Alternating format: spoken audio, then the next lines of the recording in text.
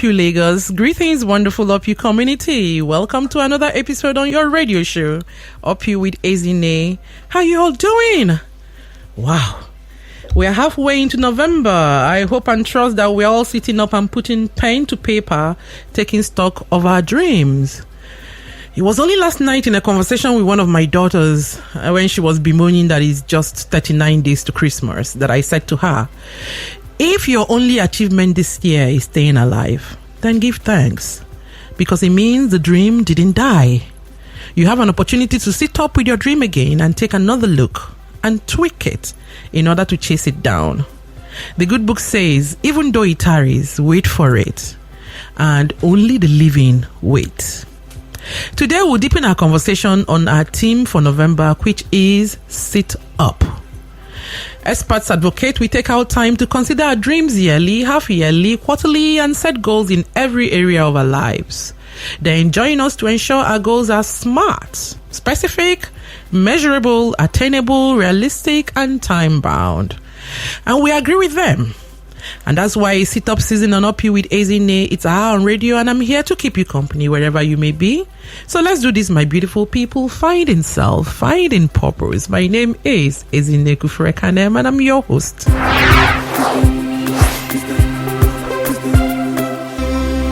Do well to follow us on all our social media platforms at upyou with Ezinne on YouTube, Instagram, Facebook, Twitter. We'd love to connect with you and keep the conversation going long after this program has ended. So, who is ready for this episode? Woman, sit up for your dreams. There's a form of exercise known as sit-ups. I'm sure you all know. That's an exercise where you become more balanced and flexible, at the same time to venture into new streams of your dreams and seize opportunities on your path, like our guest, as you will see when she comes on. Keep it locked up on upyou with Ezinne. Let's learn together. Our discussion topic is woman, sit up for your dreams.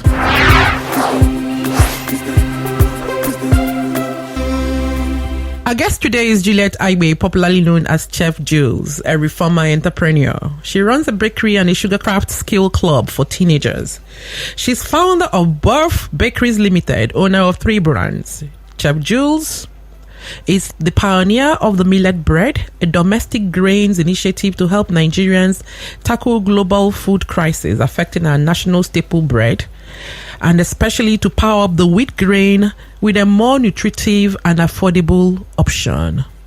Juls, a graduate of the University of Lagos with a bachelor's in biology and a postgraduate diploma in computer science, also attended the prestigious French pastry school, Chicago, Illinois, and Lagos Business School EDC program on entrepreneurship.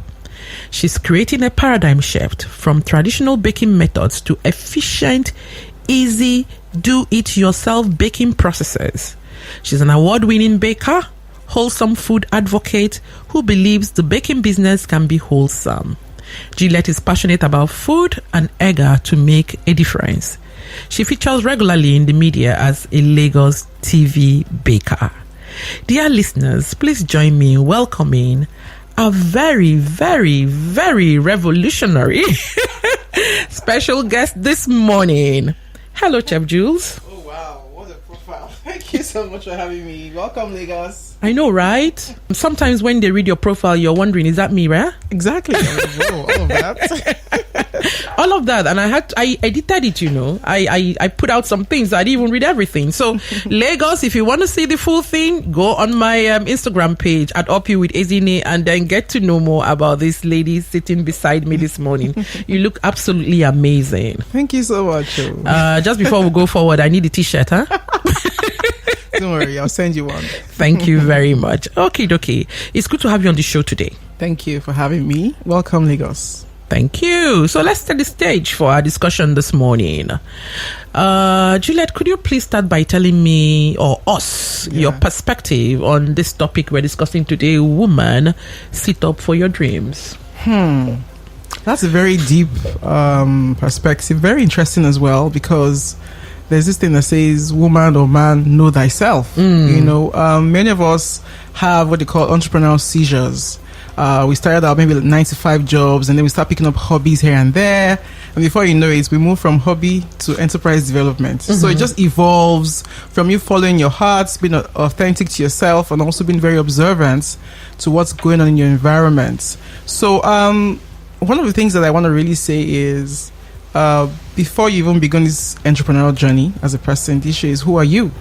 And I think that's actually what I call jam question. One of the most difficult questions to answer is to figure out who you really are. Yeah. Because every day we're bombarded with all kinds of brainwashing, we're fed with all kinds of information, and sometimes can be quite confusing, not really knowing who you are. And so as you go into life, you meet a lot of obstacles, and you know how a flowing river works. And when the flow of a river is impeded, what happens is it redirects. So you hit a stumbling block, an obstacle, and then you redirect again. You keep redirecting. And so the path to discovery isn't a straight line. Is a jagged path.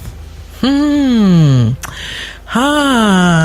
are wise people in this world, man. I like that imagery that you just created. You see, you know how a flowing river works. It meets a rock, for instance. It just simply does what? It slides to the right or it slides to the left, and then it circumvents it and it keeps going. Oh my God, very powerful. I'm going to put this one in my brain and I'll keep redirecting. And dear listeners, I hope you're thinking about redirecting too. So we are not just talking about sitting up, but when you sit up, you can now see where to redirect your flow and your energies to. Absolutely. Brilliant. Oh, wow. Revolutionary, yeah? Okay. So now, with that, set, could you please share with us your dream? Why do you wake up every day? In fact, I said I was going to ask you, what is even the meaning of revolutionary entrepreneur? Please share with us, because this is the first I'm saying it. Reformer entrepreneur. Yes, reformer, yes. Okay, as a matter of fact, I give kudos to my friends who kind of engage me. It's good to have friends, because sometimes you really can't think, you can't see a 360 degrees or 360 perspective. You also need people around you who love you, not just anybody who's speaking into your life. People who love you, who want the best for you, to also still give you perspective. Like, Juliet, you're not really MDCU material. You're a reformer. You're constantly bringing out this new thing. You're always thinking. You're always trying to bring up. So honestly, I am the kind of person that whenever I see darkness, I'm like, okay, how can you flood light into this thing? True. I'm constantly trying to solve problems. Even my mom, when I was growing up, and I can connect the dots. She said, you too like all these hard things. Why not just follow simple path, So she's like, hard things. So whenever I see a problem, I'm very curious. For those who don't really understand, I say, she's kind of obstinate or stubborn or something like that, When they can't really define you, they want to put you in a box, and all that. So I thought to myself that, okay, if there's a problem, rather than just putting up with it and just conforming and just say, don't rock the boat, just find the solution. So that has also put me in a lot of trouble, because you're going where angels fear to tread, and then you want to, but for you, it gives you, I don't know, that it's like a burden you carry. I want to see the end of this thing. What is behind that curtain? What is saying no? Why is this there? What is that? So that triggers that curiosity in me to seek and to understand. So I always try to seek to know and then understand. For me, one of the things that gives me the greatest kicks in life is I want to know something through and through, in and out, line upon line, precept upon precept. I don't want to just gloss over it or just tag along or just, I want to be able to You want to know that you know that you know. Absolutely. And what you have is what I call the can-do spirit. Deep. Okay. Thank you. Now that I know, I am going to tag along. Okay. So, you were going to share your dreams if I just decided to satisfy my curiosity. Okay, well, let me not lie to you. I stumbled upon this thing. It's not like, I woke up one day, I was born, and then I just knew that, okay, I'm going to be a baker. As a matter of fact, I wanted to actually be a computer engineer. My dad was like, that's too masculine now. Do something more, Mom said, no, you should be a medical doctor. Yeah, you see, you have straight A's. My uncle was like, no, let her be a pharmacist. She can run the business alongside salary. So they all had different opinions. And just because nobody really asked me, what do you want to be? I thought that question is a question my parents won't answer for me, because I'm like, okay, let me just follow their leading and everything. Yeah, that's what happened in our generation. Exactly. Yeah, either of four things. Doctor, lawyer, engineer, according to Gina Heshered, or disgrace to the family. If you're not any of those three, you are a disgrace, So I worked in the blue chip company for a while, and I resigned, my mom was livid. Like, what? Are you crazy? Why would you leave your job and then start doing cakes? What is that cake? You know, for them, like, cakes is for people who probably didn't do very well in secondary school. Go and learn a trade and then. Yeah. So I'm like, okay, well, I like this. I've gone to school. At least I've ticked that box. So it's not like maybe I'm having any insecurity of I don't know what to do. But I feel like, see, I love this. It's a passion. So from a hobby, it turned to I went to now seek commercial opportunities with it. So I wasn't trying to say, oh, I want to hammer, or I was just following what I love to do that give me a lot of joy, give me happiness. For someone like me, I can't do drudgery at the workplace. I mean, it's like a waste of time. I have this sense of urgency, like, oh, let's not waste time. Oh, let's try and do something productive with it. I've always had that, thing about let's not waste time. Let's maximize our time. Is it Carpe Diem? Since the day, So I always had that thing at the back of my head, constantly ringing, like, like an unsung story, So I wanted to follow a path of significance, not just success. So for me, seeking significance overrode the desire to be successful, as a matter of fact. So I wanted to make that impact. So that is deep. So my dream essentially is to actually have a mantra that I coined over time, like, okay, to have the power of choice.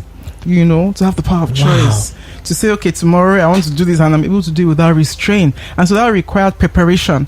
What's that thing that will get in the way?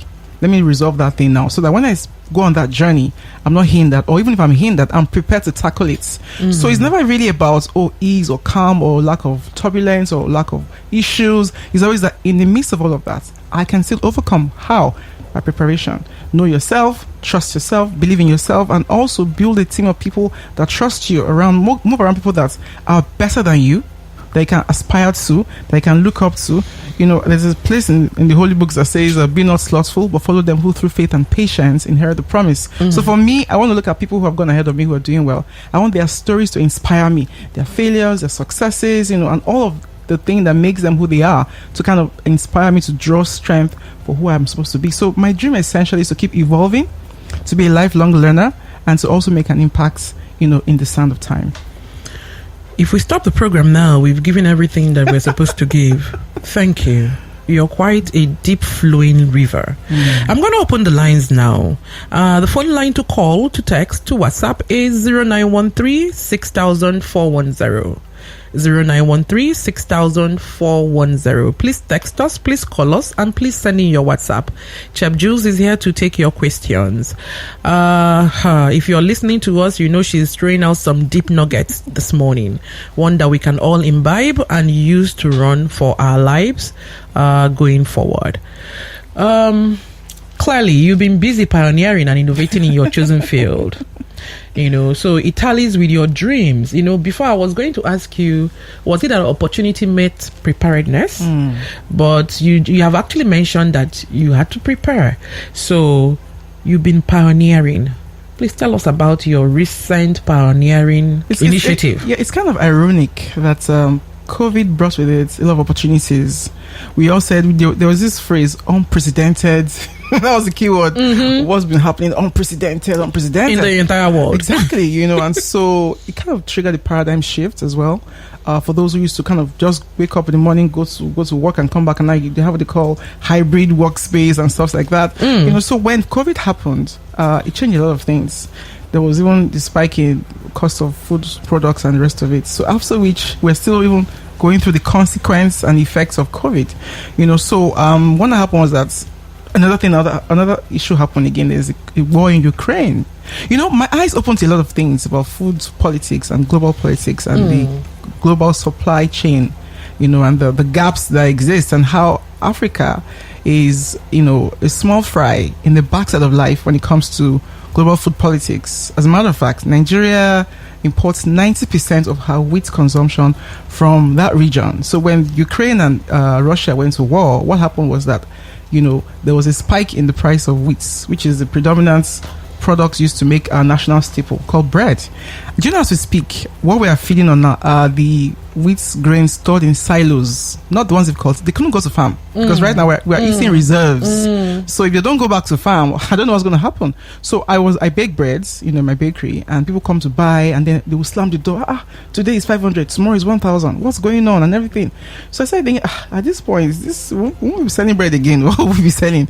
So that thought never left me. How can we make this thing affordable? What can we do? Must we always use wheat?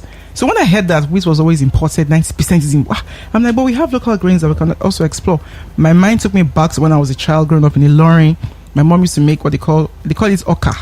They say shajoka. That's really is oka. It's really is amala. So my mom used to kind of practice what they call food safety practices, which is if she's making amala with cassava, she's like, no, let's power it up with some protein and antioxidants. Okay. So she'll bring in guinea corn, millets, mix it through. We used to do hybrid or composite flours to make our swallows, because my mom says it's more balanced as a diet than just straight up carbs or straight up, cassava or manioc flour and stuff like that. So I said, okay, why? If mom can use that to make amala, and his swallow and his flour, why can't we also, and we also have what they call wheat flour swallow, why can't we not use that flour for swallows to make bread? So I started doing experiments. I did 20%, 10%, 20%, 30, 40, 50. I kept stretching the wheat millet intervention in the composition. When I got to maybe like 70%, okay, this is no longer bread, it's something else. But from 50% downwards, 50, 40, 30, the bread is phenomenal. I call it a miracle bread because it's richer, it's more affordable, because you cut the cost of flour by 50% thereabouts. Wow. Yes, depending on how much you put into it. And then also it's rich in fiber, it's low in fats, high in protein. It is such a versatile grain. I know, funny enough, when I went to do research about millet, I realized that there's a hierarchy of value that was placed on millet as a low-ranking grain. Because why? There's food politics over that grain. Now, wheat grain is a colonial grain. It's not a grain that grows originally in Africa. We actually import it. And so when the colonial masters came to kind of rule our nations, what they did was they brought their grain along. But we Africans should have actually borrowed the idea from that grain to integrate and hybridize, as opposed to just sucking up the entire, wheat value chain. We should have said, okay, let's intervene. Let's not be codependent on the grain. Let's be interdependent with the grain by mixing it and having our own designer bread called Nigerian bread from it, So what we're eating now is Oyibo bread, actually. So when you now bring your local grain into bear, you now have Nigerian grain, Nigerian bread. So I thought this can also boost export earnings. This can actually make it more affordable for Nigerians. This can also improve our nutritional level. So why are we looking for this thing in Sokoto when it's in our Sokoto? In case you've been listening to us, it's a baker that has been speaking all these policies. Who knew that baking had all these policies, that are, honestly, and somebody said, you're either going to be a doctor, a lawyer, and this is a baker. Thank you. You have actually educated me this morning. I'm going to be thinking so many deep thoughts about now. Yeah. The studio line to call is 0913 6000 410.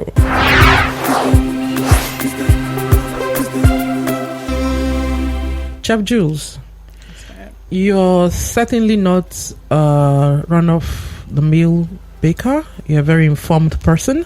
Thank you. And your ideas are pretty unconventional. Where do you get your inspiration from? Jehovah be God Almighty. You see, let me tell you, on this show, we have a call. Okay. Good morning, upyou with Ezinne. Who is calling and where are you calling from?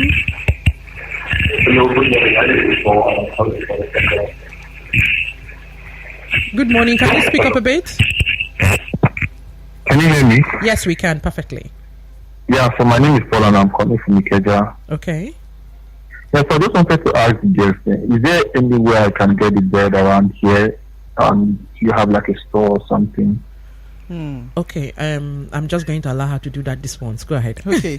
Honestly, you can get the bread on our websites, cakeflare.ng/product/millet-bread. If you go to cakeflare.ng, go to cakeflare.ng and click on I think bread basket or bread. You see it there. As a matter of fact, go ahead. Where is your bakery? It's at 19A Olasunde Ayola Avenue, Anthony Village, just near Koro. Okay.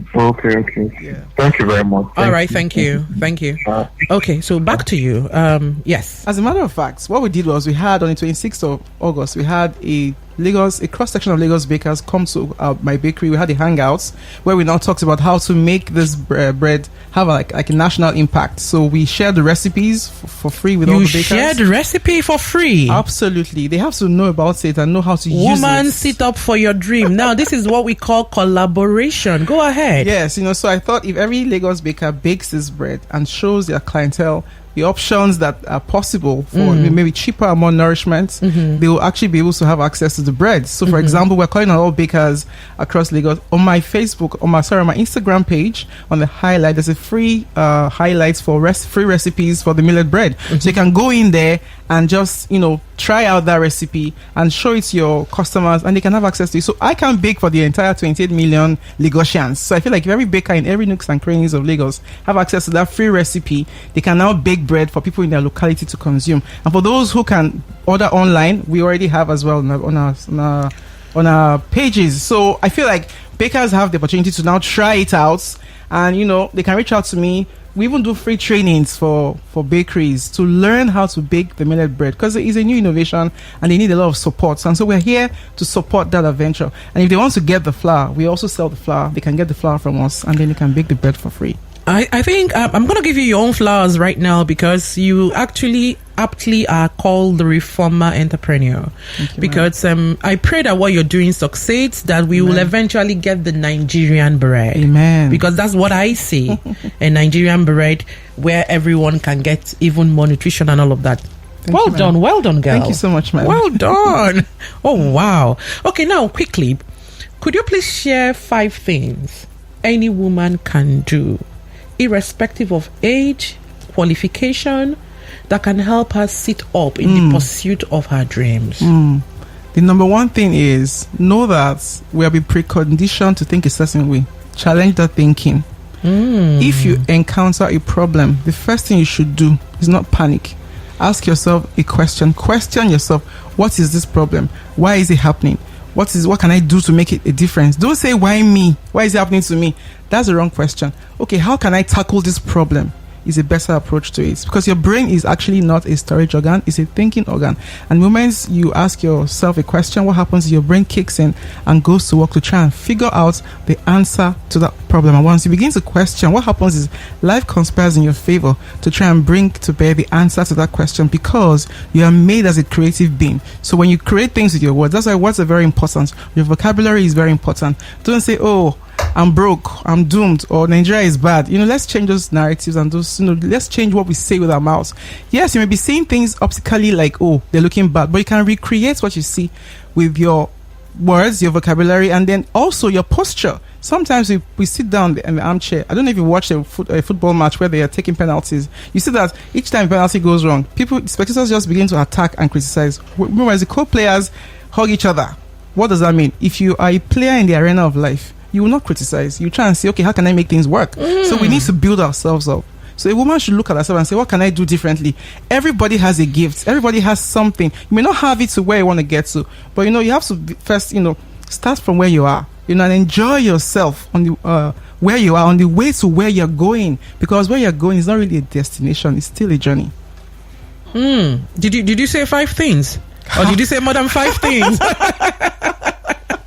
See, I like the imageries you draw with your words. I like your choice of words. It's fantastic. Thank you, ma'am. Have you always spoken this way, or did you learn it along the line? Well, yes. There's acquired knowledge and there's native intelligence. When you observe your environment, you're learning. And when you go to school as well, you open your ears. So it's more about developing your listening ability. When you listen more, you actually speak better. Thank you. So let me ask you again. How do you stay motivated? How do you sharpen your saw? There are 3 ways to stay motivated. Number 1, self-motivation. Believe in yourself. People always not emphasize that. You just have to believe in yourself, because every single day there are forces conspiring to put you down, to pull you down. So you must always say it up. Yes, it doesn't matter how you feel. If you begin to speak to yourself, your feelings actually catch up. Regardless of the obstacles, your feelings catch up, because your voice is such a powerful tool. Never ever, keep quiet. There's this conspiracy of science in Africa. Just keep quiet. Let's see how it goes. Oh, science is golden. Yes. It's not all the always, time. Yeah. So there's a time to speak, as a matter of fact. And when that time comes, please do not play neutrality, because if you play neutrality, you're actually you're actually encouraging the oppression to continue. So you have to speak up.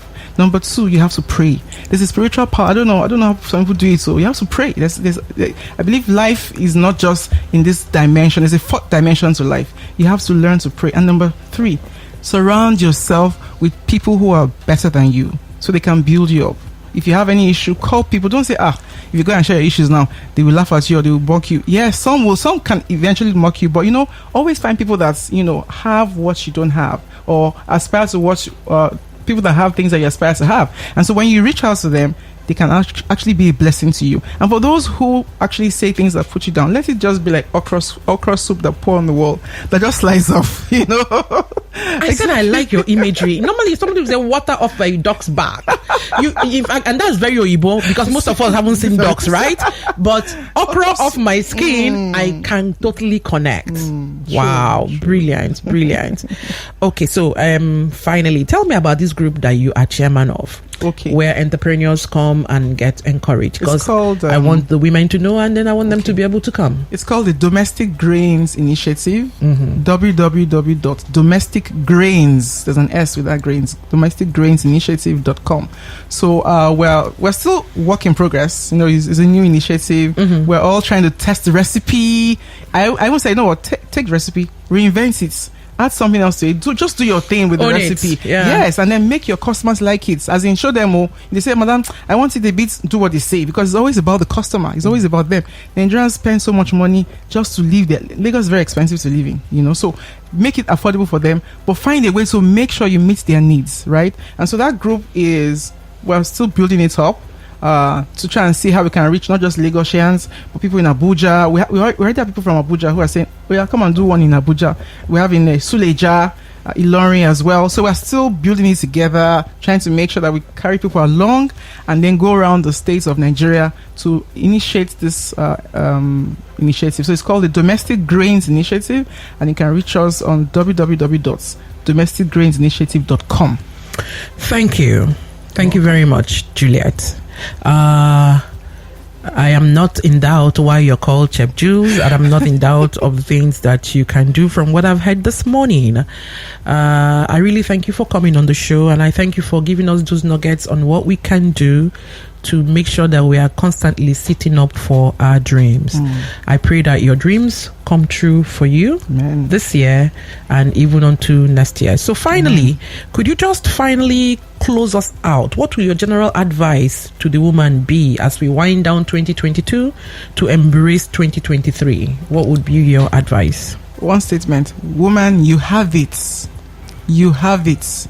No matter what anything is thrown at you, just believe in yourself first. You have it, and then look to God, and then look to those around you who can also lift you up, because no man is an island. You need people around you. You need people in your life to cheer you on, to make you see differently. And so that's really my nuggets for women. Thank you. I couldn't have said it better. Woman, you've got all it takes. What you're looking for in Sokoto is right there inside of you. So sit up and pull it out. Thank you. This segment was brought to you by Rosemary's, the soft furnishing company.